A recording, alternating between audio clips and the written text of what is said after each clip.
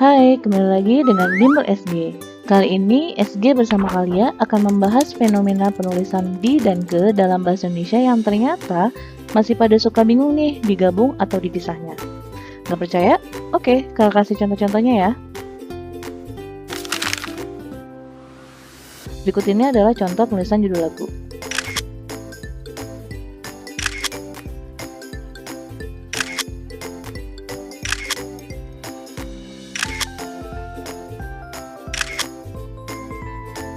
Kalau ini adalah contoh penulisan berita.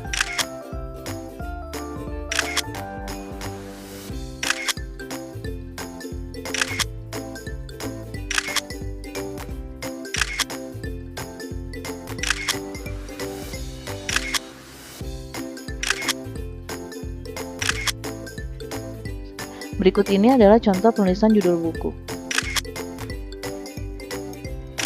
Berikut ini adalah judul film.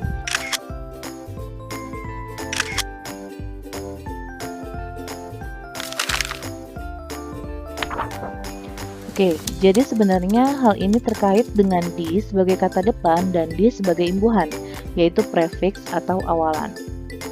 Hal ini disebabkan adanya imbuhan awalan di dan ke, dan kata depan di dan ke.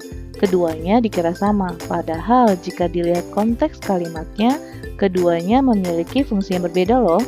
Yuk kita lihat perbedaan antara imbuhan awalan di dan ke dengan kata depan di dan ke. Cara membedakan imbuhan awalan dan kata depan di dan ke sebagai berikut ya. Awalan di dan ke, kata depan di dan ke, bisa kita lihat perbedaannya dari penulisan, fungsi pembentukan kata atau frase, unsur kalimat. Untuk penulisan awalan di dan ke, penulisannya adalah digabung. Sedangkan penulisan kata depan di dan ke ditulis pisah. Fungsi pembentukan kata atau frase untuk awalan di dan ke menyatakan kata kerja, kata benda, bilangan tingkat, bilangan kumpulan.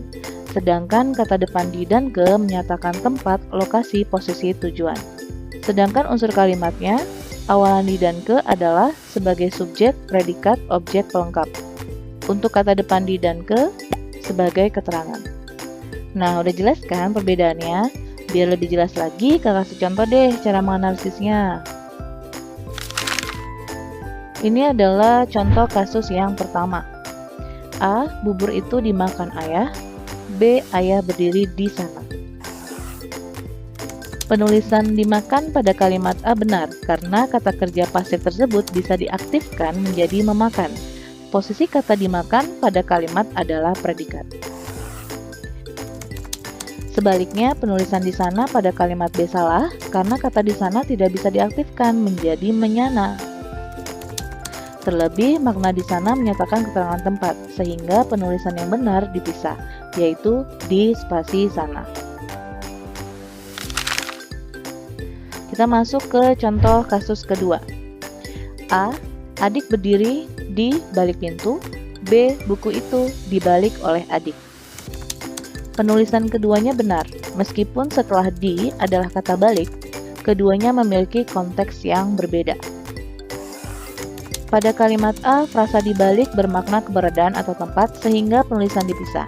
Frasa dibalik pada kalimat berfungsi sebagai keterangan tempat. Pada kalimat B, kata dibalik bermakna kata kerja pasif yang bisa diaktifkan menjadi membalik. Kata dibalik pada kalimat tersebut sebagai predikat.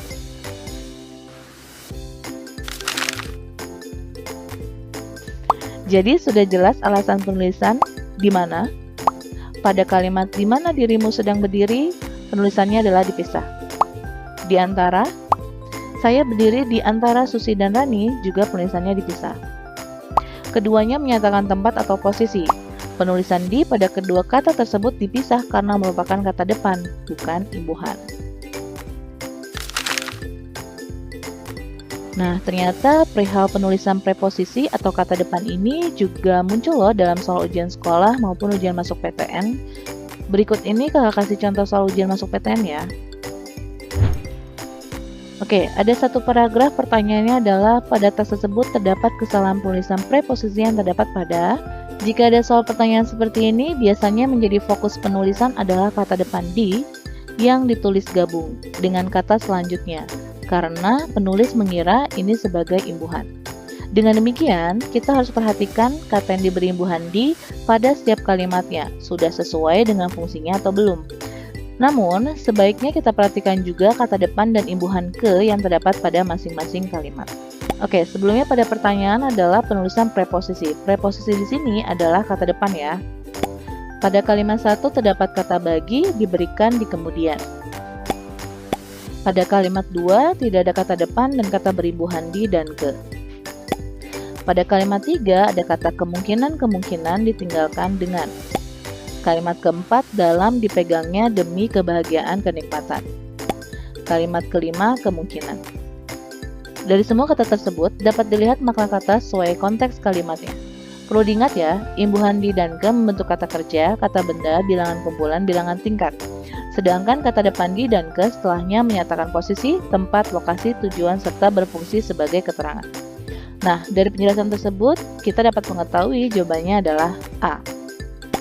Di kemudian hari dipisah menjadi di spasi kemudian hari karena menyatakan keterangan waktu.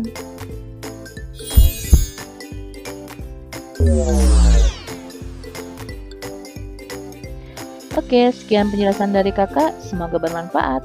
Jangan lupa untuk follow IG dan Twitter Bimbel SG, serta subscribe, like, share, dan komen YouTube Bimbel SG. Sampai jumpa lagi dan terima kasih.